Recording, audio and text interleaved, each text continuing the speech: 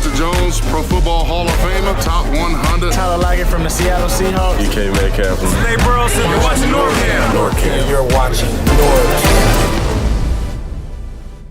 What's up, everybody? This is NorbCam coming at you on this Wednesday afternoon. Yes, this is the NorbCam Roundtable, where we talk a little bit about the previous game and talk about the game coming up. First one of the year, since the first game is in the books. And we are going to start by talking first about this game over in Atlanta, because man, what a game that was. I can't wait to get into it with these guys. So I don't want to waste any time. I want to jump right into it. Everybody, while you're here, I just want to remind everyone, it would be great if you would please hit that like button, subscribe, and hit the notification bell, and that way you won't miss a single video in the future. So, without further ado, I want to bring on the NorbCam Roundtable. There they are. We got right up to my left on my shoulder here is Seahawks Martin. What's up, Martin? How you doing, buddy? Doing good. I'm going to make the most of these 30 minutes. So. Yes, we got 30 minutes. The way the show is going to work is 30 minutes. We've got, we're going to talk Falcons, Seahawks from Sunday, and then we're going to switch at 6 o'clock, and we're going to then talk the rest of the half hour all about the upcoming match with the Patriots. And I'll have a Patriots guest joining us as well. So, let me get through the rest of the introductions. To the farther left over here, we've got bottom right, actually, Calvin Domingo, Stevie A. Smith. Welcome to welcome back as usual, man. Good to have you. Oh, I think you were kind of broken up or muted. I'm not sure there, but yeah, you're there. But Steezy, you're good. Let's go to the top of the right. We got Noah, the Boelter. What's up, man? Can't wait to talk about this game.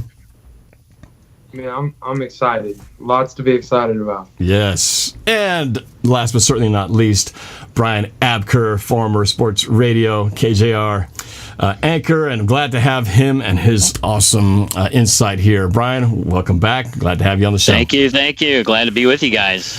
All right. So, again, I want to thank everybody for tuning in. We're going to get right into this game. Again, break down the Atlanta Falcons win, and then talk about what's going to take to get a win over the Patriots on Sunday night. All right, so I definitely want to get everybody's perspective. We all watched the game. I'm sure we were all marveling at the way that things unfolded. So let's just start right into it. Just get some initial reactions on just the game as a whole, and then we'll start breaking down some particulars, things we liked, things that we noticed. Maybe things that we didn't like, they can improve on. But let's just start as generalities about the overall vibe of the game. Let's go with Seahawks Martin. Martin, what was your thoughts on this game? Oh, wow. So that was not what I was expecting it to be. I was not expecting it to be like a high, like us almost hitting 40 points. I was expecting us to get like one of those fourth quarter comebacks. But we started in the first quarter. We just went strong all the way through, except for those couple drives that I'd blame the right side of the O-line. But that was much more than I'm pretty sure we were all expecting. Russell, 4 touchdowns, did an amazing job. Our run game was pretty decent, too. So we kind of handled the let Russ cook in the run game pretty well. And so I'm pretty proud of how the Seahawks played in week 1, considering how bad we always start the season off. And we either lose a game or we just barely win. It's always like that. So I'm really happy with the way the Seahawks play. Our defense actually was pretty good too. I'm surprised. Our pass rush was decent. We had 2 sacks, better than having 0, of course. Benson Mayowa was doing great. Jamal Adams was a stud in his debut. So I really liked that. We'll definitely get into details about Jamal Adams for sure. But yes. All right, let's get to let's keep moving things along. Calvin, overall thoughts on the games?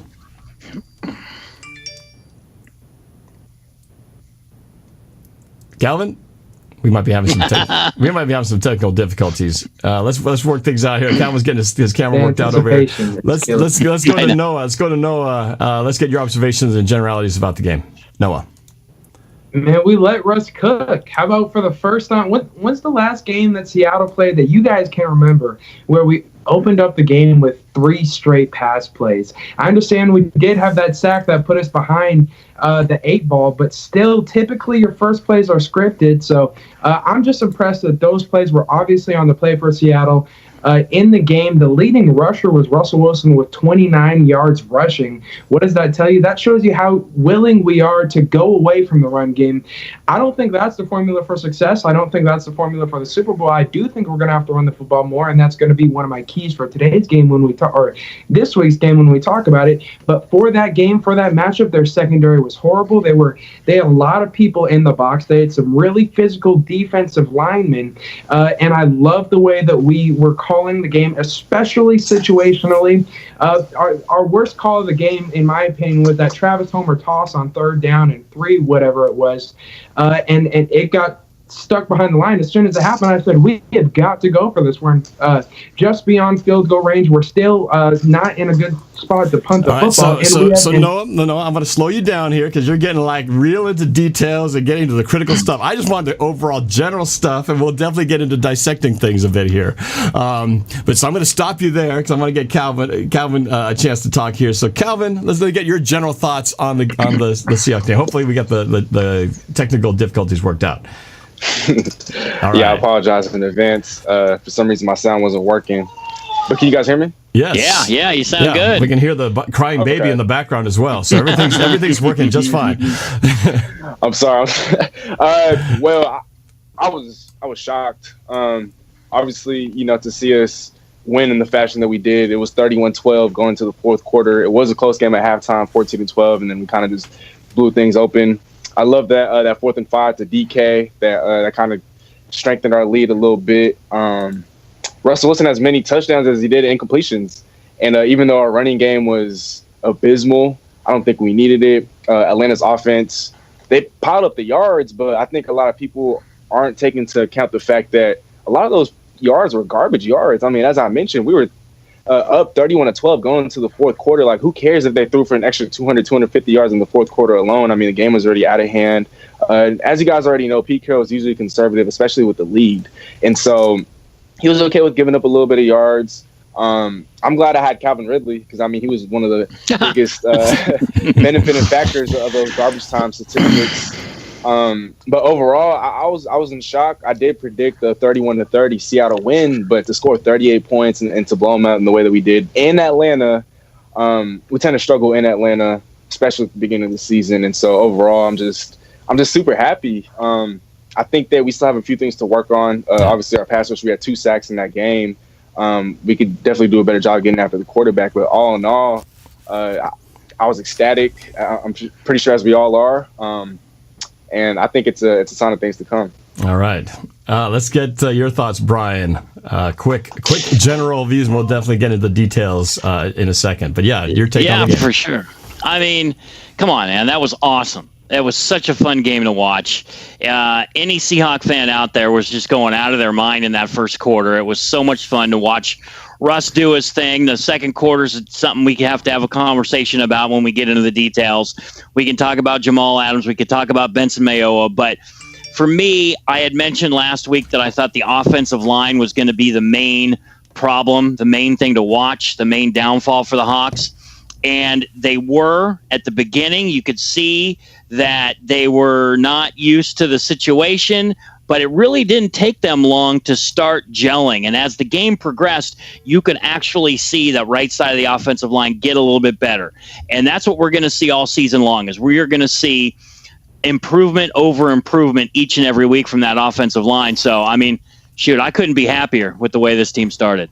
Yeah, so it was. I think everybody was excited about it. I was not excited with that first sack to start the series, but then they quickly they overcame a lot of adversity to get through. Normally, where things probably would have been like, it's going to end right here, they found ways to fly through it. So we'll talk about that in a second. So let's jump into, I think, the biggest theme that everyone's been talking about: let Russ cook. We talked about it, hoping it would happen. Noah said that Pete Carroll should be fired if he don't. Well, he did. Russell Wilson was cooking like he was the chef master, in control on everything out there, and completely loved it. So, just general observations. I mean, I think that's it's too easy to talk about Russell Wilson was great. I think let's all and we all acknowledge he was amazing. 31 for 35, right? Like as you said, Calvin, the same amount of touchdowns as incompletions. NFC Offensive Player of the Week, all that stuff's deserved. So let's talk. I guess let's get past the obvious, because we if we talk about Russell Wilson, we'd be saying everything about Russell Wilson. What was it? Beyond Russell Wilson, what did you guys like about the Seattle offense? I'll put the question that way, because it's too easy to say we loved Russell Wilson. So let's go to you, Martin. What was it that you liked just about how you saw the offense of Seattle in this game? Okay, first off, Norb pointed out the 4 missed passes. 3 of those were drops. And so, technically, if they were not drops, then he would have been 34 and 35. DK had a terrible drop. Would have been like 20 yards and then running the ball. But he made up for it, man. He made up for it. He made up for it. But yes, that was frustrating. But that was brutal. But go ahead, Martin. What else?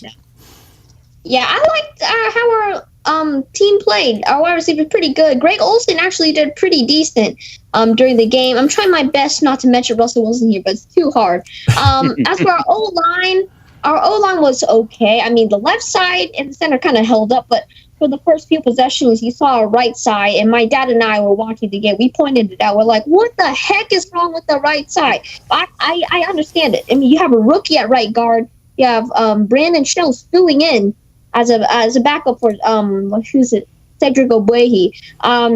So I understand why the right side messed up a little, but I mean, I'm happy to see how they regained their balance, the strength of that right side. And so that's how they kept the D-line in check. You would expect Russell with that type of O-line to be sacked like 5, even more times than that.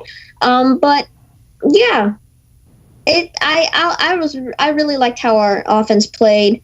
Wide receivers once again really good, except for DK's drop, of course. Greg Olsen did pretty good for his debut as a Seahawk, and I really regret not starting him on my team.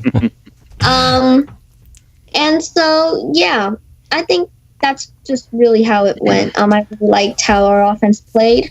And yeah, that's pretty much all I can say. Noah, we talked a little bit. I think I mentioned off the air in a conversation. We were talking about the windows that Wilson threw into. There was some talk about maybe was Wilson that great, or was the secondary of Atlanta that bad? Because it sounded like there was a large space for him to throw it to, that he didn't have to thread it through too many windows.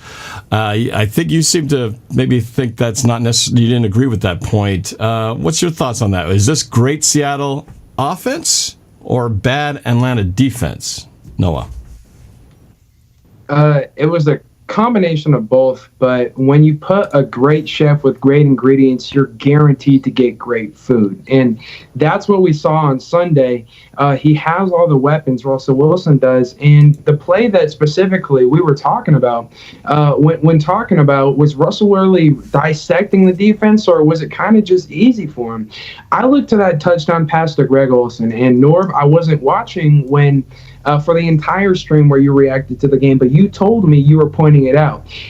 You were one of the few people that have been talking about that play as far as I've heard, and that play showed just how good of an offseason they had together. Russell Wilson, the connection to Greg Olsen, he threw it before Greg Olsen looked, before he even broke on his route practically. The defense was in a disguise coverage. An inside defender had to sprint outside and hadn't even crossed Greg Olsen by the time Russell threw the ball. So his anticipation and his game sense to know what coverage they're in while it's disguised pre-snap, and to still lead the man that just got there this offseason perfectly, that's great offense. Seattle knew what they were up against, and they prepared extremely well. So I say good Russell Wilson. What I liked about that play was Russell Wilson threw that thing with some mustard on it. I mean, he just dropped back and fired it in there. And Greg Olsen hadn't even turned around yet. As his head turned, the ball literally was like in his face, and he just barely had enough time to put his hands up. But that's the kind of thing where, these guys are this first game together, like you said, just acquired, and yet they have this. He already knows he's going to be there, and the target was waiting. Instead of waiting for the target to be open, he hit it to him before he even got to that point, before he even knew the ball was coming, and did it before the defender could have a chance to react. So Calvin, tell me, what was your favorite, offensive moment for Seattle? There was a lot of them, obviously, but which play stood out the most in terms of just, this is not what I probably would have expected from Seattle in this game? Wow, yeah, like you said, that's a real tough one. We did score 38 points, and so that's I don't know how many touchdowns worth of plays to look at. But as I mentioned earlier, I'll probably go with the 4th and 5 to DK. I know I wasn't very surprised about the decision because I've seen us do that before, but I think we had a pretty big lead, and as I mentioned earlier, we're a pretty conservative team when we had the lead, and so I think to see us go for it on 4th and 5 when we had a pretty significant lead already, I think that goes to show that we're not going to be as conservative this year. We're looking to stomp on people's throats, on opposing teams' throats when we have the lead rather than just running the ball. And we have the weapons necessary, like Noah mentioned. We have so many guys, and what I really liked about the offense was the fact that we kind of opened up the playbook a little bit. We didn't have that many runs. I think Russell Wilson led the team in rushing yards with like 29. Chris Carson had like under 20 yards. I mean, he did some damage in the receiving game, 6 catches, 45, and 2 touchdown catches. But I think the fact that we were able to kind of get away from our offense and utilize all of our playmakers at the wide receiver and tight end positions. We didn't even have Josh Gordon, and yet we were able to do all this damage through the air. Philip Dorsett, we didn't have him either. Phil Dorsett's going to add speed once he's there. If we get Josh Gordon, that's 2 more speedsters to add to that already very fast receiving core. Very potent offense. Yeah. And to go back to your point about was this a good Seattle offense or a bad Atlanta defense, I'm going to go a good Seattle offense just because we've faced plenty of pretty soft defenses in the past, and you've never seen us throw for this much yardage or kind of exploding on an opponent. And so I got to go with good offense. Atlanta's defense is pretty bad, but our offense is just so much greater. And I'm super, super, super excited for the upcoming season. I just hope that Brian Schottenheimer doesn't go away from what works, and if it ain't broke, don't fix it. All right, so we got to switch to the defense pretty soon here, but I want to get one quick reaction from you, Brian. Seattle offense or bad Atlanta defense? Make a statement here. No, that's not what I want to talk about, though, Norb. I got something that's bothering me. But I'll say it's a Seattle offense. But let me just say this. Okay. This has been bothering me for the last 3 weeks, this whole let Russ cook thing. We did a good job last week of kind of breaking down what Russ cooking means. But to say whoever came up with the phrase and put the word let in there is stupid. It's ridiculous because the Seahawks have never not let Russ do anything. Their faith has never waned in Russ. They believe that Russ can throw the ball 50 times a game. The problem is what they don't have faith in, the reason that they haven't done that in the offense is because of exactly what you guys just mentioned today. They've lacked the weapons. They've lacked the offensive line. Their defense has been mediocre over the last 4 years. So they've never been in position to do what they did yesterday. Now they've got the weapons. Now they got a defense they think they believe in. Now it's time to let Russ do what he does. But it's not about not having faith in Russ or trying to hold Russ back for any reason. It's because they didn't have faith in what was around Russ, and they wanted to play conservative. They wanted to have some ball control. They wanted to take some time off the clock, and they wanted to give their defense plenty of time to rest. So now that we've got this dynamic offense, which I think we can all agree this wide receiver core is one of the best this team's ever seen. But if you guys remember back in 2012, we had Sidney Rice, we had Golden Tate, and we had Doug Baldwin. Russ was throwing the ball and throwing 300 yards a game. Russ was throwing the ball 35 times a game. They were letting him sling it around the yard. The difference in this game, and this will wrap up my point, Norb, the difference in this game is play calling. When they decided to throw the ball. Throwing the ball on first and second down is a new thing for this franchise right now under Pete. They really haven't been doing that under the offensive coordinators that they've had before. To see Russ, throw the ball on first down, I loved it. I loved every bit of it, and I think it was all about the great offense. Yeah, they had some weak corners out there in Atlanta, but I think you're going to see Russ do this against the best in the league as well. And I think that's what, to the point of what's letting Russ cook, is that throwing the ball on first and second down, maybe even just that small little bit, that makes that difference of versus running the ball first and second down. It's the word "let" that really irritates me of that whole thing. Yeah. All right, well, so we only got a few minutes before we switch over to the Patriots and before Martin has to go. So I want to talk about the defensive side of the ball. Again, just like Russell Wilson, Jamal Adams it's already been talked about. He was a monster out there, right? We can all agree he was one of the best players out on the field on the defense. So let's not spend time talking about how great he was because we already know he's great. I want to talk about what we didn't talk about, which is everyone was worried about the defensive line. Was the defensive line going to show up? So I want to get you guys' take on everything but Jamal Adams, because I thought our defense did a pretty good job, but we did give up a lot of yards. But what's your guys' overall take on the Seattle defense and the way they played in Atlanta? Martin, we'll start with you because I know you got to go soon. Okay. So our defense, yeah, it was pretty good. Like Calvin said, the last 200 yards was garbage time. We didn't need that. But other than that, they still gave up a few big plays. Quentin Dunbar was okay, but you saw him get beaten a few times. You saw that deep one. So I think that's where our secondary needs to improve. I mean, our safeties are doing great. Shaquille Griffin, he didn't have the best game, but I really like that one breakup he did. I just want to see Shaquille get a pick for once. As for D-line, it's pretty good too.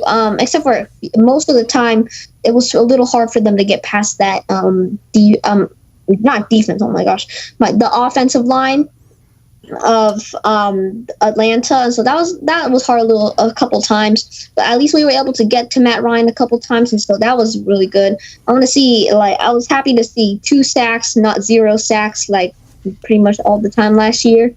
But yeah, I think our defense still has room for improvement, but from what they did against the Falcons, I think they were pretty good. They just still need a few things to fix. The secondary, the cornerbacks need to tighten their coverage a little more, and I think then at that point, then we'll be okay. Well, you didn't mention Delano Hill. Delano Hill got beat badly. Yeah, he got beat badly, and then limped out to the locker room after that. But well, let's get Calvin's take. Calvin, what was your take on the defense outside of Jamal Adams, who was a superstar out there?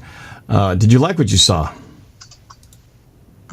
I think for the most part, yeah, just because obviously our defense was so bad last year. You can only expect us to take such a huge step forward in our first game of the season with so many new players on the defense. As Martin mentioned, Quentin Dunbar, I think he has some things to work on, but he didn't have a full offseason with us, obviously with the whole allegations and everything like that going on. And so he didn't spend the most time with us in training camp and all that. So his struggles were a little bit expected. I like what I saw from Bobby Wagner. Still looks like the best linebacker in football. It hasn't looked like he's lost a step. He was everywhere, as was Jamal Adams. Yeah, Bobby Wagner had a couple of nice pass breakups. He was getting in there, defending well. So, yeah, I agree. Most definitely. I think Marquise Blair, I could see why they want to start using him as our main nickel guy. He made some plays as well, I thought. I would like to see more from LJ Collier. He only had 1 tackle. I would like to see more from the rest of our pass rush. Overall, we had 2 sacks. But I think we had a few games last year where we didn't have any sacks at all. And Atlanta's starting 5 first-rounders on their offensive line. And so I think us putting up 2 sacks, we had a couple of pressures on top of that. I think overall I like what we did on defense. And kind of what Brian was saying earlier about the offense, about why we never let Russ cook, is because he didn't have the weapons necessary. I like how on defense we were able to utilize the talent that we had. And what I mean by that is Jamal Adams, we sent him out on a couple of blitzes. We never blitz our safeties. And so I think that now that we have the personnel on defense to do something like that, then we're taking advantage of our personnel. And so just like we're taking advantage of our personnel on offense, we're doing the same thing on defense. And I think that definitely confuses things for offenses. Just because they don't expect that from us. I think Seattle blitzed Jamal Adams just to spite Greg Williams and to prove him wrong. Since Greg Williams went on the press conference saying that Jamal Adams was going to be bored in Seattle because Seattle doesn't know what to do with their safety. So maybe they just decided, oh yeah, we'll show you. But they did show him because he was everywhere in the backfield, at the line of scrimmage, in the box, pass coverage, getting sacks. It was pretty awesome. So Noah, how about you? Let's get your take on the defense here. Oh, and Martin, you got to go. So, Martin, thanks for joining, man. Anything we should be looking for from your channel this week? I'm going to do my normal things. I'm going to do 3 keys. Usually it's going to be on Saturdays. And maybe also on Saturday, I might have another episode of my show with my friends. Just a few kids talking football. Nice. I don't know if you guys will want to see it. But if you guys I do. My channel. That sounds awesome. It's in the description. And so, yeah, I'll see you guys all later. Thanks for having me, Norm, and bet, Brian. Martin. Noah and Calvin. All right, Thanks, everybody. Glad you could join us, man. Take care, Martin. And so, Noah, we'll let you get to the question. I got to say, though, transitioning to Noah, somebody in the chat, Jared Morley, says, the dude in sideways purple hat, that's you, Noah, looks confused. Haha. I don't think you're confused, but, I'm glad you're wearing UW colors while you're over there in Wazoo. But go ahead and answer that question about the defense of Seattle. What was your take on it outside of Jamal Adams? First of all, shout out Steezy, man. He actually gave me this hat, so I appreciate you, brother. But hey, my brother, it's all good. Ain't a thing. All love. Hey, how I felt about the defense, I actually thought Steezy made a great point. When he was talking about Marquise Blair and his impact, not only in the nickel package, and by using nickel more, we also showed a couple more of our nickel blitzes. Marquise Blair was blitzed a couple times as well. I was super excited about that. Obviously, Marquise Blair made the play on special teams when they faked the punt, and Blair came in and just knocked the football out. And there's almost nothing you could do about that offensively. It was a huge play because they had gotten the first down, and if they didn't get that fumble, that drive would have kept going, and it resulted in a touchdown and a short field for us. So huge play by Marquise, just like a bunch of others. But didn't mean to interrupt you. Continue. Yeah, no, exactly right. Very well said. And I thought Jordan Brooks, he didn't have a major impact, but there were definitely some plays where we felt him. The one play where Julio Jones was bouncing off everybody else, Brooks was the one to finally make the tackle. So his tackling came into play early. And I thought Benson Mayowa, obviously the sack on fourth down was tremendous, where he jumped like Superman, as you like to say, Norb. But I thought our defensive pressure was a lot better than it was last year, and this is just the eye test. We had 2 sacks. It's not tremendous, but it was pretty good. Jamal was a couple steps away from a couple others. A couple guys were like a step away. LJ almost got one. So I was grateful and I was impressed by the pass rush, even though we only got 2 sacks. So defense as a whole definitely got better. All right, so Brian, you got the final word on the defense. What's your take? You talked about the let Russ cook thing. Now, what about the defense? The much maligned defensive line. You said we would be fine. We seem to be fine after this game. Are you still standing by the fact that we are fine? Tell me what you think. Yeah, absolutely. In fact, I think this defense is in great position in their progression that we're going to see throughout the season. And Calvin and Noah, you guys brought up the points about being able to use the nickel package. I mean, we were in base defense all last year, and everyone was all pissed off about it, and I get it. But they didn't have the personnel, and now they do. It's all about personnel on both sides of the ball to be able to execute things that you want to execute. And now they can throw those blitzes. They can bring the safety. They can bring the nickel. They can do all sorts of different things. And every single week, we're going to see this team get better. Benson Mayowa had a monster game. He had that big bat down that you were talking about, but he also had a lot of pressures. LJ Collier only had 1 sack, but he was pretty active. And I expect to see him get better every single week. And we talked about the corner on the right side, drawing a blank on his name. Somebody save me here with our jailbird. Our jailbird. You're talking about Quinn Dunbar. Quentin Dunbar. So Quentin Dunbar was with the team for 5 minutes before he actually had to play in a game, right? He had, as Steezy mentioned, he didn't have any time, not only in the offseason, he didn't have any time during camp. He had like 3 practices or something ridiculous because he had to be in that quarantine for all that time. So he didn't have the best game, but I think we all saw what he brings to the table, and I would expect Sunday night him to bring a little bit more heat, and probably I wouldn't be surprised if that guy becomes a ball hawk on Sunday night when Cam Newton throws it up. I know we're going to get into the keys to stop New England, but stopping Cam from running is going to be one of them. So Quentin Dunbar is going to be a big factor in that. So, no, the defense is great. Great. I'm super happy. Super happy. I think that pretty much super happy. You can just put that as the headline for all the fans out here in Seattle. So we are going to transition, as Brian was just very cleverly transitioning into. We are now going to bring in a Patriots fan. I can't even believe I'm saying this. We're having a Patriots fan in here who's going to join us to discuss this game and help get us some insight as to what to expect and what's it going to take to beat Bill Belichick and the New England Patriots. And so I'm excited to bring on David. He also goes by Dieter McBusiness, and he joins us with the panel right now. So Dieter, Welcome what's up, to guys? the round table. So everybody, Dieter, there's Brian, we've got Noah, we've got Calvin. So just so everybody kind of knows who you are, David, quick introduction on who you are and how you became a Patriots fan. A little bit quick intro on you. Yeah, sure. So I'm from Cape Cod originally, and went to school in Boston for high school and worked there after college, and roots go deep. Been a Pats fan since the Bledsoe years. You know, Pete Carroll, I remember well when he was our coach. We got to talk about the area between his lips and his teeth at some point, by the way, because there's just not enough there. I don't know what's going on. By the way, I hate your freaking background. Are you kidding me? You have to come on my show with that background?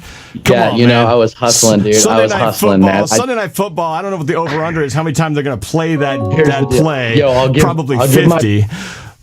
Ridiculous. I'll give my prediction Come on, early. man. I think we're going to get worked, so this is me getting mine right now. Okay? So I just couldn't help myself. I knew you guys would be a lot of fans on tonight, so I wanted to bring the New England sarcasm to the table. Sorry about that. I couldn't help myself. Too soon. I couldn't help myself. 6 years ago. It's too soon. Get over it, man. It's ancient history.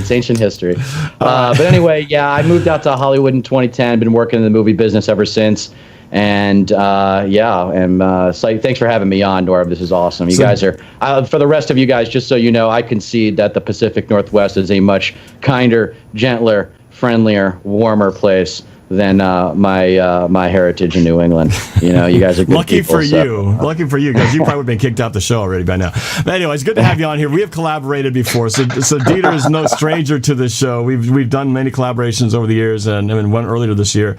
So I'm excited because we only get to play the Patriots once every presidential election. So I'm excited about this game coming up here. So I guess since you're the guest, I want to kind of keep things moving. We've got 25 minutes here before we wrap things up. Sure. I want to know everything there is about the new look New England Patriots. There is no more Tom Brady, but the coaching tree is still there, and you've got Cam Newton, a familiar quarterback that we have faced many times. We know him very well, which is actually a very comforting thought. But he got a win last week, granted, over the Miami Dolphins, but you guys got it done. Cam Newton did look pretty good, rushed for a couple touchdowns. But give us your overview on what is the identity of the Patriots this year. How are they different now with Tom Brady gone? Oh, they're incredibly different. Actually, though, not so much from last year because Tom wasn't really a big factor. And you might remember from Super Bowl 53 against the Rams that, you know, a passing game wasn't a huge part of that season. So really since Super Bowl 52 against the Eagles, the Patriots were on their way to becoming, in a general sense, what they are now. But yeah, you saw it, man, on Sunday. It's going to be a warm-up kind of first few games, but the Patriots aren't going to hesitate to run Cam. You know, they brought him in here, and they're not going to worry about him getting hurt. That's the kind of the identity on offense right now is going to be establishing the run, making our opponents fear the run, and then eventually I think you'll see a lot more play-action passes. But low-scoring games is the strategy for us. If we're going to win against you guys this Sunday, it's going to be keeping you south of 20 points, you know, and that's going to be really hard given the way y'all played against the Falcons. Now, I think our defense is a lot better than the Falcons' defense. Definitely a better secondary. Right, and I'm thrilled about that because your passing game looks fantastic. I was really impressed with the Seahawks this last weekend, and I really dislike the Falcons. So it was nice to see. It's nice to see you guys get off to a good start. But anyway, back to the Pats. Like I think, I mean, it's going to be kind of a weird year. You're going to see a lot more college-style offense, and you know, a lot of creativity. We're going to see what Josh McDaniels is really made of in terms of creativity because now he's got someone in Cam that, especially if Cam, you know, rebuilds his confidence and we're able to sometime late October really open up the offense and start to pass the ball more, then you know, it could be a really exciting we could be a really exciting third or fourth team in the AFC. All right, so I want to go around the horn to my panel here. So we have the privilege of having an insider here, a guy who knows the team a little bit more than maybe the rest of us who haven't been able to watch much about the Patriots. But let's go to you, Calvin.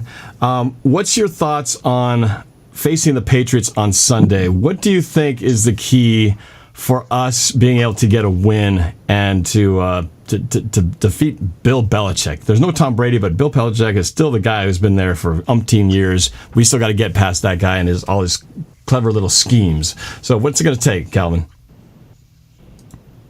I think it's kind of giving them a hint of their own medicine or a taste of their own medicine. I think that we should go back to our identity of trying to run the football against this team.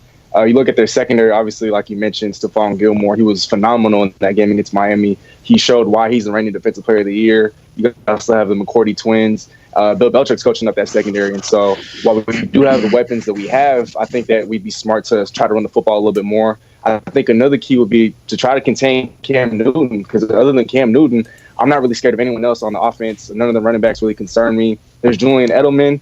And you were also right in your point about New England. Their offense hasn't changed much as far as the quick passing game goes. When they did pass the football, Cam Newton was throwing a whole lot of dink and dunks, looking for guys in the flats and the curls. And so I think that because we're playing more nickel, that's not going to be as much of a problem as it was in the past, because we always play base defense. And so I think a few of my keys, go back to our identity, start running the football a bit more, and then contain Cam Newton. We've had experience containing mobile quarterbacks in the past. Robert Griffin III, Cam Newton, and we play against an opposing mobile quarterback in practice all the time, Russell Wilson. So I think that he could definitely help us out, help out the defense in terms of how to stop Cam Newton and all that. So once again, my two keys: contain Cam Newton, and then go back to our identity, give them a taste of medicine, run the football.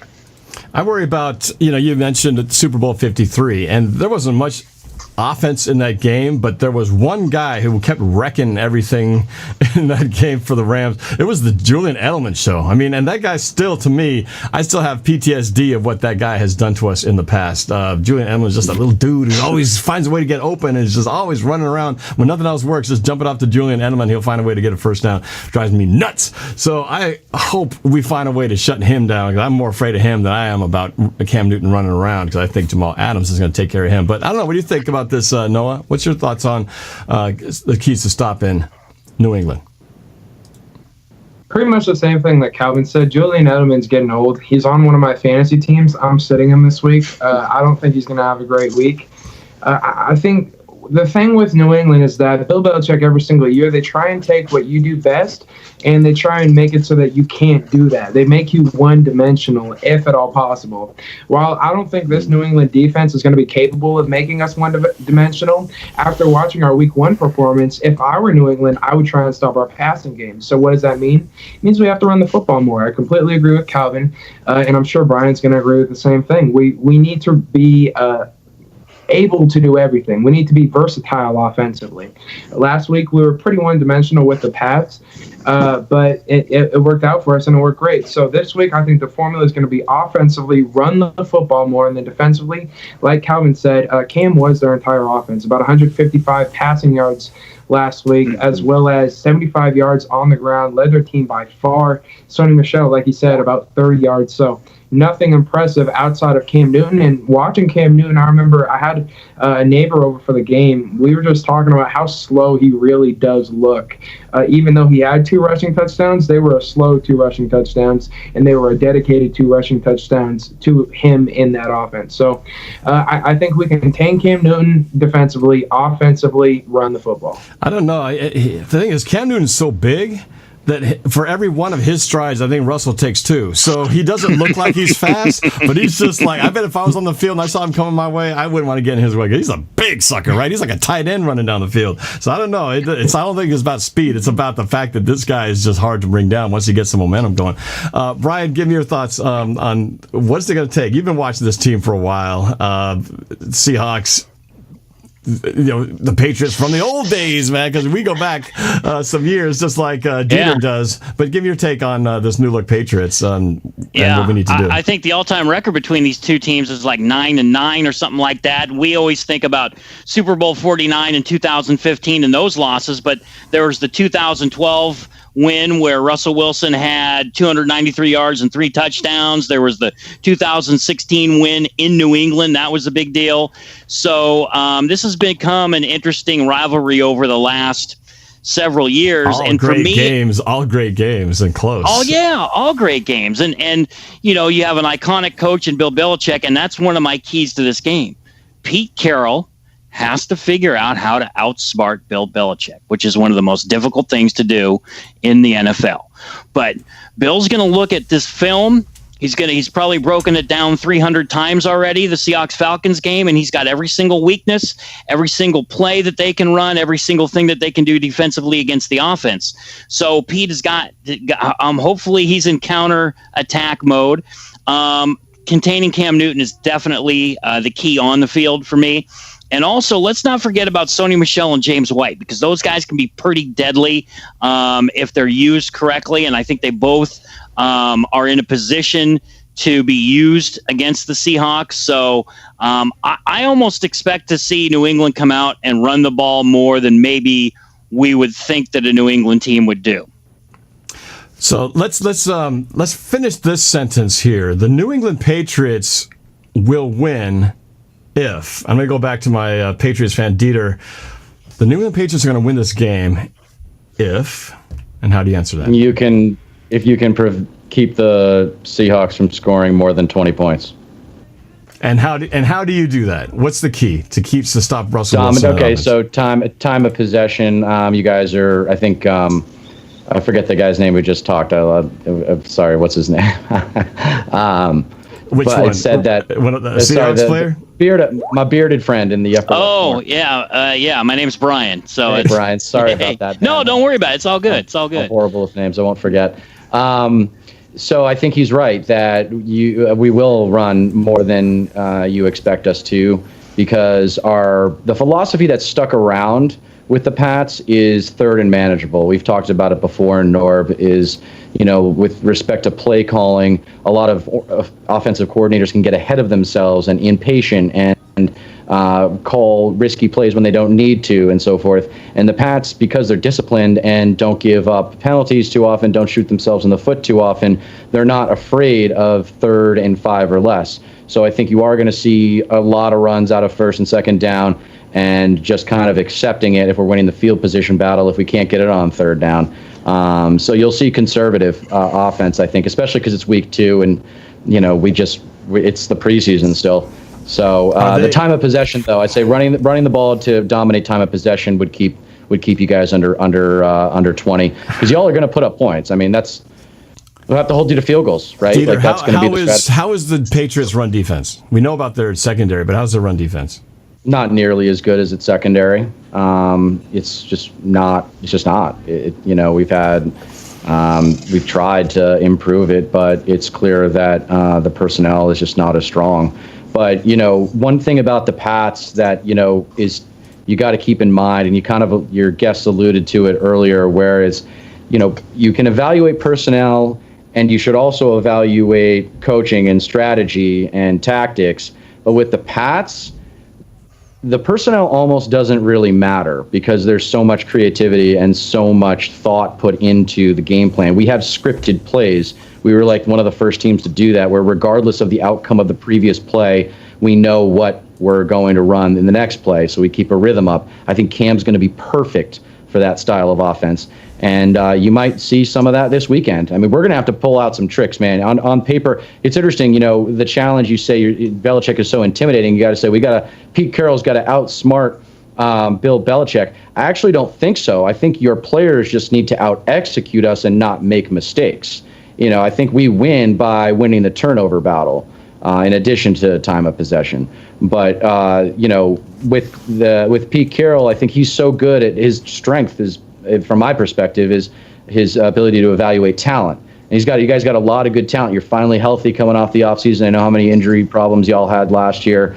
So I think if you just go out there, play hard, and kind of do what you did last week, but just manage your expectations because you're going against a better defense, you guys should win the game. It's nice that there's no crowd, because I would say that point spread would be that really point sucks. Spread would be 6. That would be 6. That would be a 7-point spread instead of a 4-point. It's probably spread. The thing I hate the most about this game, because normally the first Sunday night, the home opener was going to be prime time Sunday night football against the Patriots. Are you kidding me? Rematch. And we don't get to go. And we don't get to go. And this game only happens, like I said, every presidential election. So I feel robbed as a fan. I know it's nobody's fault except that stinky little virus, but it sucks. But let's go back to that question at hand. Calvin, the Seahawks, or I should say the Patriots, will win this game if.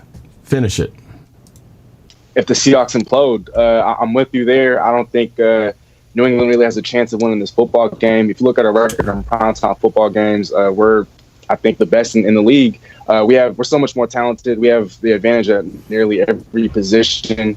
I think I'll give you guys the edge in secondary play, but aside from that, we have the advantage in literally everything else. And we are at home. I know that there aren't any fans at home, but I think that there's still advantages to playing at home in a situation like this. But I think that for us to lose this game, we'd have to turn the ball over. We'd have to not look like ourselves. We'd have to have a bad or a terrible game offensively on both sides of the football. I just don't see us losing this game. It'll be the first home game of the season. It'll be prime time. And if we don't lose these games when the lights shine the brightest, we play our hardest and the best. And so for us to lose, we'd have to self-implode. And I think you're right. You're basically saying we've just got to execute. And luckily, we didn't have too many problems in Atlanta that came back to bite us. But plays like DK Metcalf dropping an easy 25-yard pass that probably would have gone for more if he caught that ball, things like that can't happen. We can get away with it against the Falcons. We can't get away with it against the Patriots. Finish the thought, Noah. The Patriots will get the win in Seattle if Wilson gets hurt. Yeah, exactly. Oh, don't say it. Don't even say it. I'm coming out as confident as ever about this game. I think Seattle wins by 20. I think it's 35-15. I think Seattle is going to dominate this team. I think after week 1, people are going to look at Atlanta and think they're not a good team when I think they are, and I think we just made them look bad. I think after week 1, people are going to look at, or down the road, people might look at Miami and be like, oh, they're pretty good and New England beat them. No, I think both teams are bad in that scenario, and I think New England clawed away with the victory because they were better coached.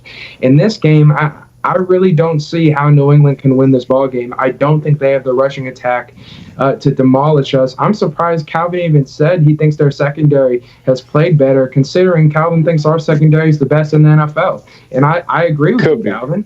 I think our secondary is better. I think our entire team is better, and I think it's going to be a blowout on Sunday night when you have a young roster that just came together and there's not fans.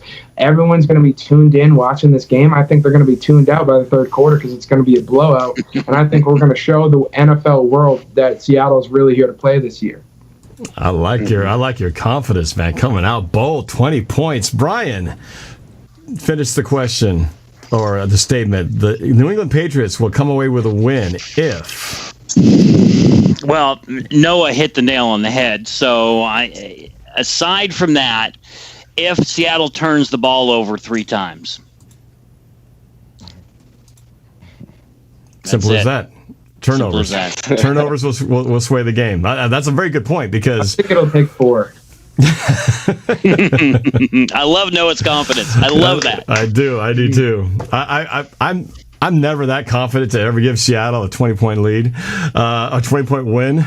But I admire the fact that you are. So we definitely got to get to some score predictions here because I have to wrap up this show early. Normally we go along and have trivia. Unfortunately, we don't have it tonight because my daughter's got a school open house on a computer.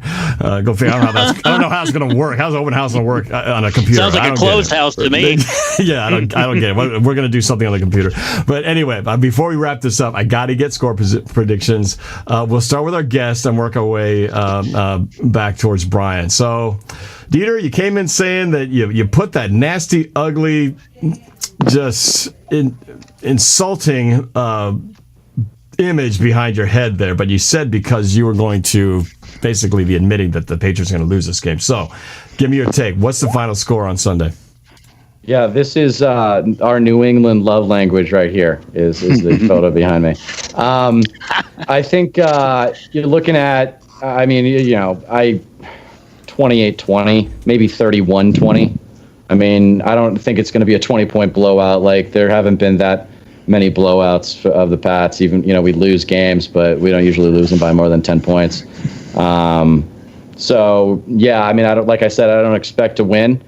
But, you guys, I just want to say about the confidence, I am actually like, I really do, of all the NFC teams, Seahawks are one of the three that I like. I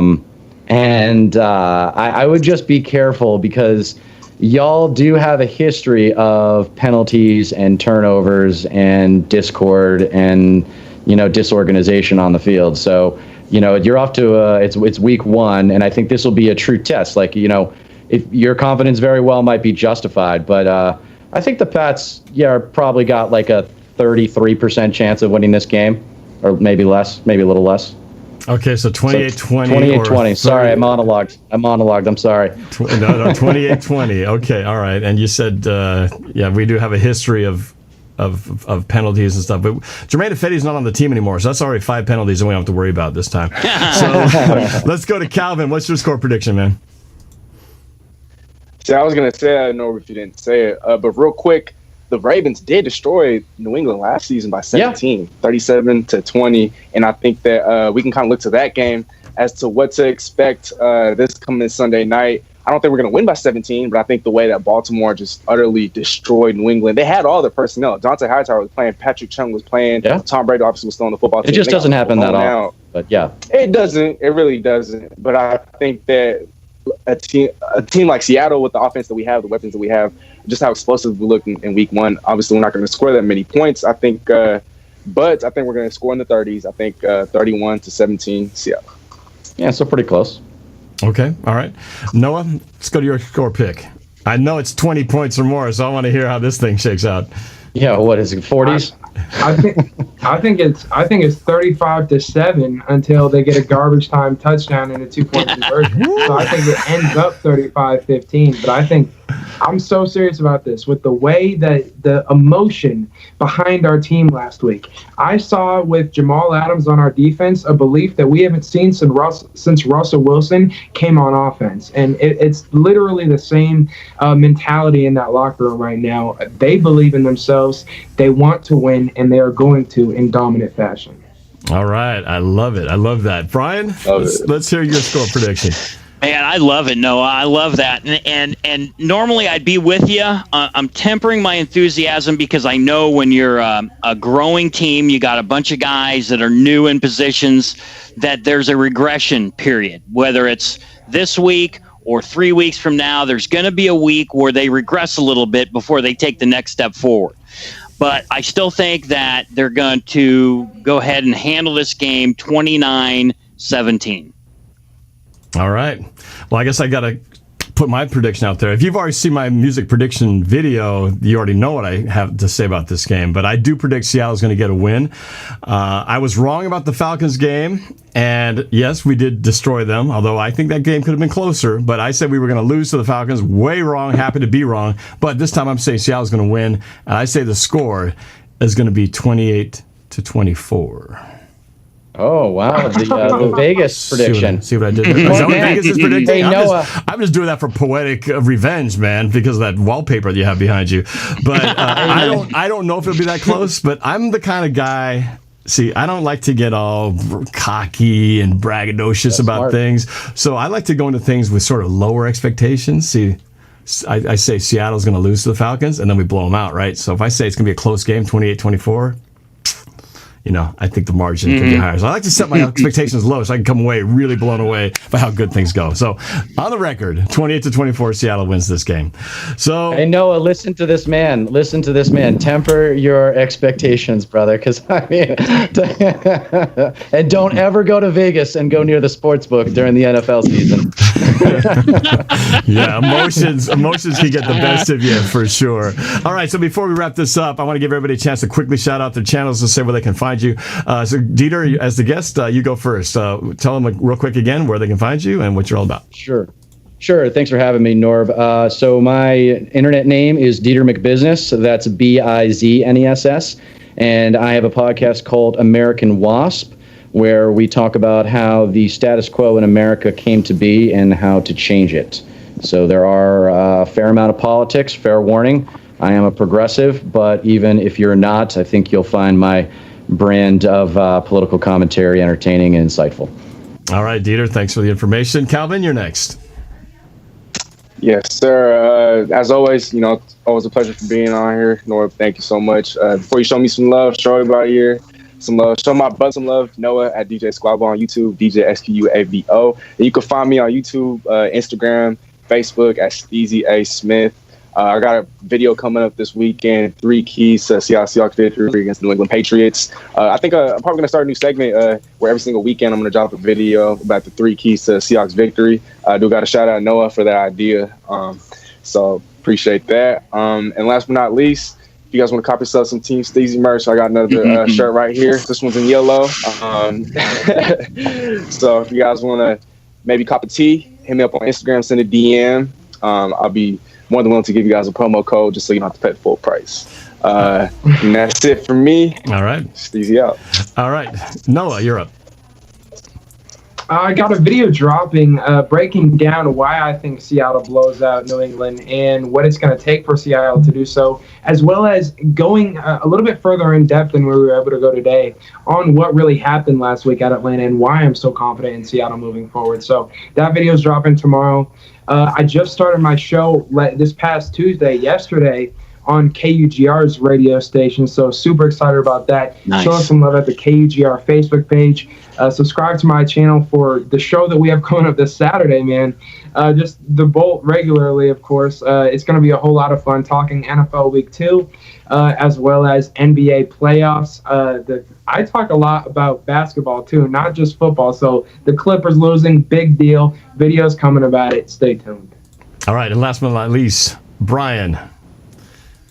Yeah, first of all, congratulations to Steezy and Noah for the careers that these guys are putting together. They work so hard, and they got merch, and they got channels, and they got radio stations, they got TV. I mean, it's awesome. It blows me away, and I love being a part of it and watching these young dudes grow and develop their careers. Dieter, you were a cool guest, nice, respectful, good insight. So it was fun having you on. I don't have any channels because when I have something worthwhile to say, you're all going to hear about it. Doesn't matter if I have a channel or not. You can follow me on Twitter at Abker.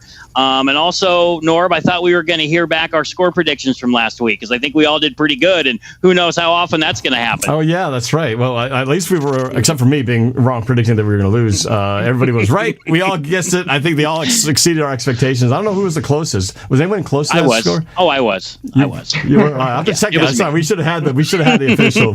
But we'll definitely do that for the next one to see if our score predictions come out true against the Patriots.